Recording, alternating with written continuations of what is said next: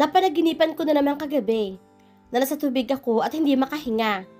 Nagising ako na para kong umahon sa tubig. Hindi ko lang malaman kung anong klaseng body of water iyon. Kung ilog, lawa, o dagat ba. Sabi ng lola ko, kapag doon nakapanaginip ka ng tubig, ibig sabihin, may parating kang swerte. Madalas sa pera, pero pwede rin namang ibang klase ng good fortune. Baka may darating kang swerte.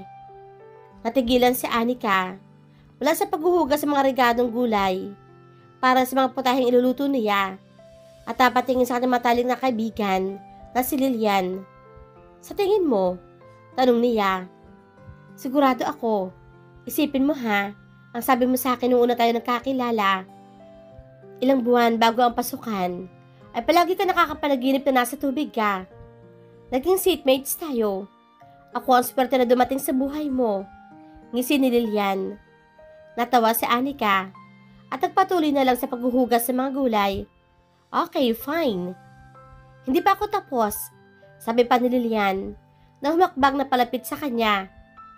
Pagkatapos natin magtapos ng HRM, hindi ba ilang linggo rin na palagi mong napapanaginipan na inaanod ka ng tubig?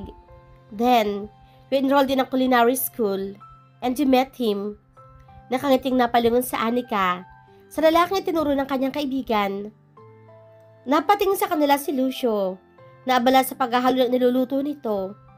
Umangat ang mga kilay nito pero ngumiti naman. So akong swerte na dumating sa buhay ni Anika noon? Tanong nito. Swerte namin kasi dahil nakilala ka niya, naitayo ang Pinoy Delights Restaurant. Nadamay ako sa swerte dahil ngayon may trabaho ako. Ngisi ni Lilian. Tama si Lucio. Nakangiti rin sang ayon ni Anika. Naging kaklase niya si Lucio sa culinary school. Magkasing edad lamang sila at pareho mahilig sa Filipino food. Kaya nagkasundo sila kaagad at naging malapit na magkaibigan. Nang ipakilala naman niya ang binata kay Lilian, ay nag-click din kaagad ang dalawa. Mula noon, ay naging inseparable na silang tatlo. Pareho sila ni Lucio na pangarap makapagpatayo ng sariling restaurant.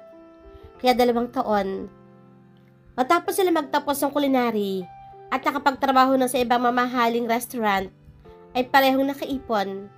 Ay nagdesisyon silang magsosyo. Kaya hayon, 1 taon na ang Pinoy Delight Restaurant. 2 silang main chef doon, habang si Lilia naman ang tumatayong manager nila. Muling napabaling si Anika kay Lilian. Nasa mismong tabi niya ito at kumikislap sa excitement ang mga mata. Ibig sabihin, totoo na kapag napapanaginipan mo na sa tubig ka, may dumarating na swerte sa'yo. Ano naman kaya ang darating this time? Humilig palapit sa kanya si Lilian at bumulong. Baka ang Prince Charming mo na. Bahagyang natawa si Anika. Hindi na ako teenager para maniwala sa Prince Charming. Walang prinsipe sa panahon ngayon. Magsasalita pa sana si Lilian, pero sabay silang napaigtad ng lumapit sa kanila si Lucio. Hinawakan nito sa braso ang kaibigan niya at bahagyang inakay patungo sa pinto ng kusina.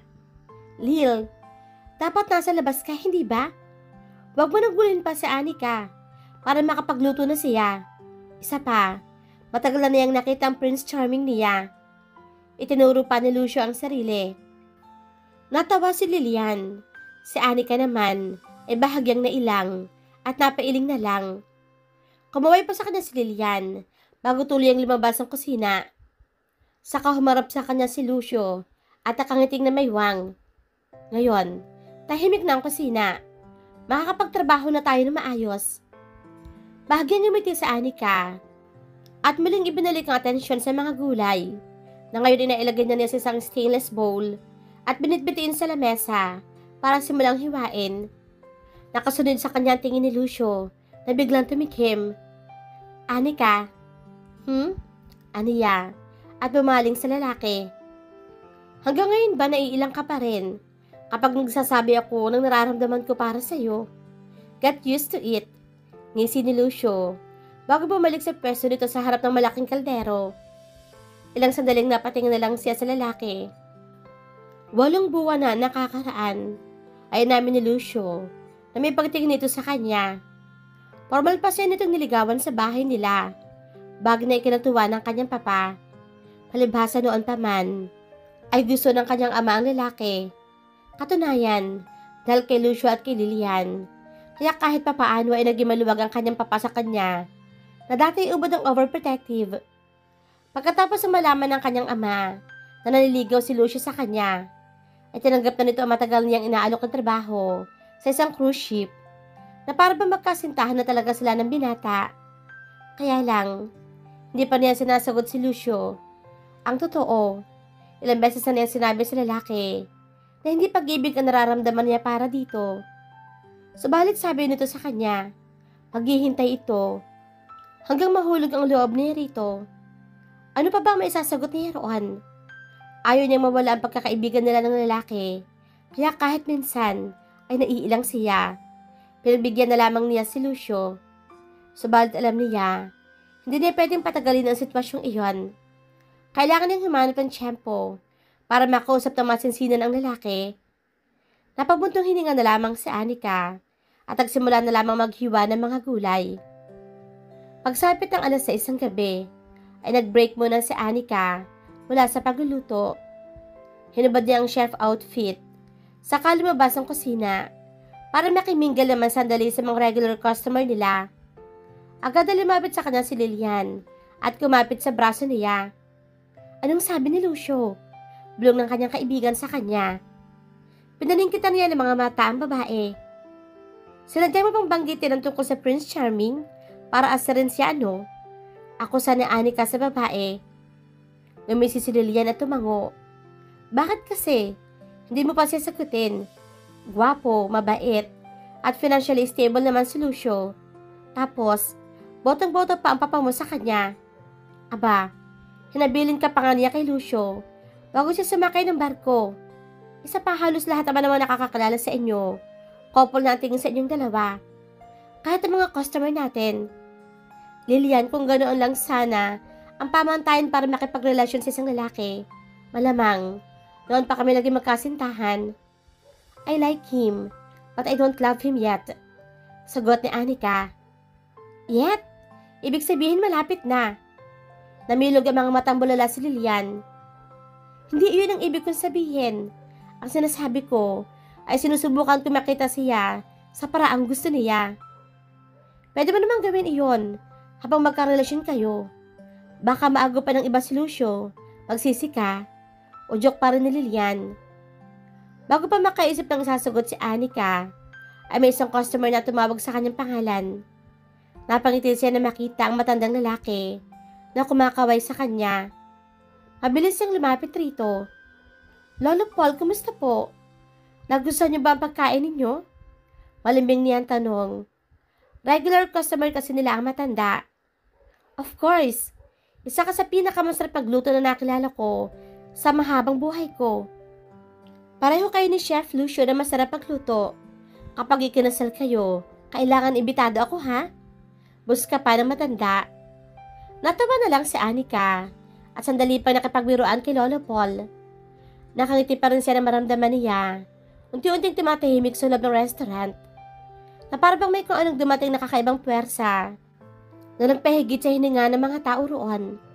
Pagkatapos sinaramdaman niya ang presensya ng kung sino na naglalakad palapit sa kanya. Agad na bumaling siya sa kung sinong dumating at bahagyang nahigit na kanyang hininga na makita ang isang malaking lalaki. Dibdib nito ang unang nakita ni Anika. Dala iyon ang bahagi ng katawan nito nakapantay ng kanyang mga mata. Ganoon kataas ang lalaki. Malapad ang pangangatawan nito na kahit ilang lalaki pa yata ang tumulak ay hindi matitibag. Kahit pa nakasuot ito ng formal na suit, ay humahakab pa rin doon ang maganda nitong katawan. Hindi bulky, pero mukhang matigas ang mga muscles. Na-curious tuloy si Anika kung ano itsura ng lalaki, kaya agad ang inangat ang tingin papunta sa mukha nito. Nagitla siya na makitang ubod pala ng gwapo ang estranghero. Napakatangos ng ilong, makurba mapupulang mga labi, makakapal ang mga kilay, at mahaba at makapal ang mga pilik mata nito na siguradong kaiingitan ng mga babae. At ang mga mata nito, napakurap si Anika na makita ang mga halo-halong emosyon sa mga mata ng lalaki. He has the most intense and expressive pair of eyes she had ever seen. Subalit hindi yun ang dahilan kung bakit natigilan siya.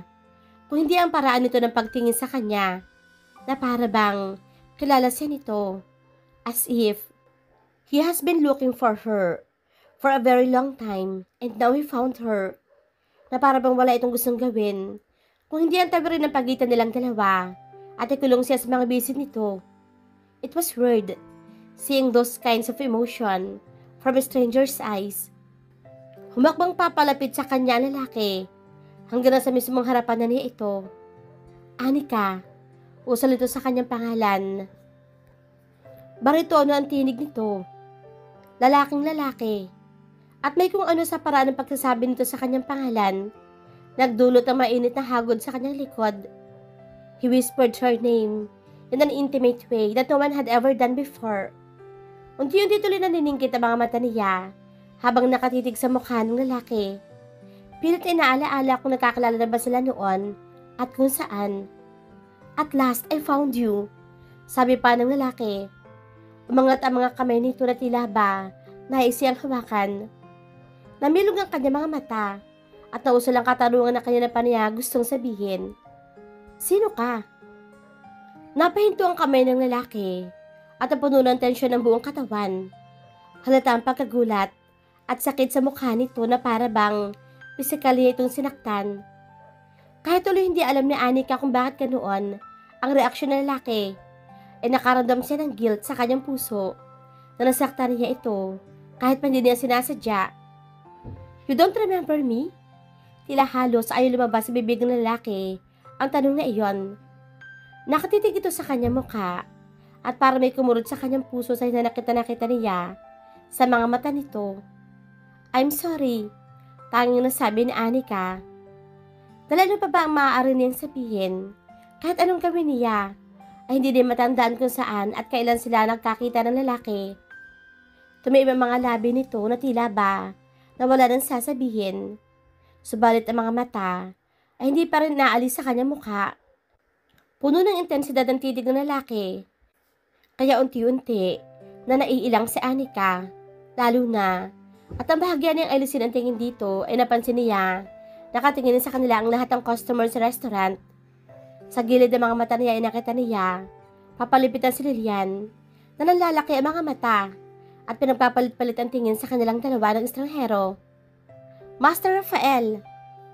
Bumalik ang tingin ni Anika sa lalaki at noon niya napansin ang isa pang malaking lalaki na mukhang Arabo na nakalapit na pala sa kanila. Bahagyang humilig palapit sa estranghero na tinawag nitong Master Rafael ang Arabo. At may sinabi sa lengguwahe na hindi naman niya maintindihan ay pamilyar naman sa kanyang pandinig. Noon may nag-click sa kanyang utak.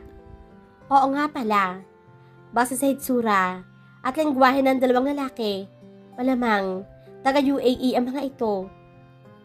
Tumira sila ng kanyang ama na matagal sa Dubai, kaya posible may connection sa kanilang mag-ama ang dalawang lalaki.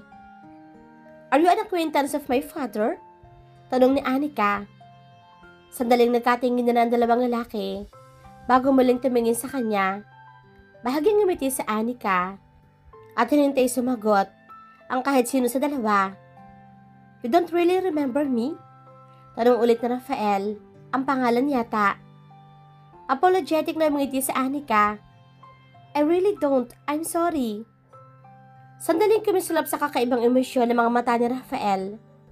Subalit bago pa malaman ni Anika kung ano ang tatawag sa emosyong iyon, nawala na iyon.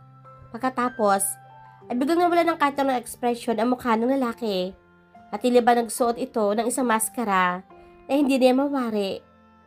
Napakarap siya sa pagkabigla, sa biglang pagbabago ng oras sa paligid ni Rafael. Bigla ilagay mukha itong mapanganib at nakakatakot. Where is your father? Seryoso nitong tanong. Kahit ang paraan ng pagsasalita ng lalaki ay nag-iba. Naging puno ng otoridad na para bang sana ito nag-uutos at sinusunod. Bago pa makasagot si Anika, ay nakalapit na sa kanila si Lilian. Anika, nanonood ang mga customer. Kilala mo ba sila? Bulong ng kanyang kaibigan. Natakot na sumulyap sa dalawang lalaki. Mukhang kakilala sila ni Papa. Ganti niyang bulong. Sa office na lang kayo mag-usap ng mga mukhang goons na iyan. Baka matakot ang mga customer natin. Muli ay bulong ni Lilian. Pinalakihan niya ng mga matang kaibigan sa sinabi nito. Naririnig ka nila. Saway niya. Mukha namang di sila nakakaintindi ng Tagalog eh. Napailing si Anika at muling bumaling sa dalawang lalaki. Bahagya siyang ngumiti. If it's about my father, let's talk about it in our office, okay?